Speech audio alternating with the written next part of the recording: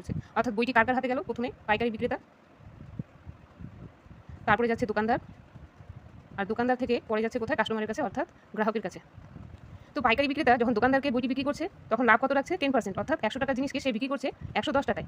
দোকানদার আবার সেটি 8% লাভে গ্রাহককে বিক্রি করছে, তার মানে 100 টাকার জিনিসকে সে বিক্রি করছে 108 টাকায়। এখন এই গ্রাহকটি বইটি কত টাকায় কিনলো? 270 টাকায়। তো 270 টাকায় গ্রাহক কিনেছে, তাহলে এটা গ্রাহকের 270 হচ্ছে কি? ক্রয় মূল্য। কিন্তু দোকানদার সেটা বিক্রি করেছে, তার মানে এই 270 টাকা দোকানদারের কি হচ্ছে? বিক্রয় মূল্য, মানে সেলিং প্রাইস। তাহলে আমরা দোকানদার যখন এই 270 টাকা দিয়ে গ্রাহককে বইটি বিক্রি করলো, তো দোকানদার পাইকারির কাছ থেকে এই বইটি কত টাকায় কিনেছিল সেটাই বার করবো। তাহলে কি হবে? একদিকে ক্রয় মূল্য, বিক্রয় মূল্য। কার কার মধ্যে আলোচনা হবে? দোকানদার আর গ্রাহক।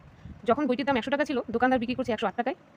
বইটি কত টাকায় বিক্রি করলো দোকানদার? 270 টাকায়। তার মানে বইটি দোকানদার কত টাকায় কিনেছে সেটা বার করবো, অর্থাৎ ক্রয় মূল্য 100, আর এটা সরল অনুপাতে আছে তাই উল্টে যাবে, 270/108।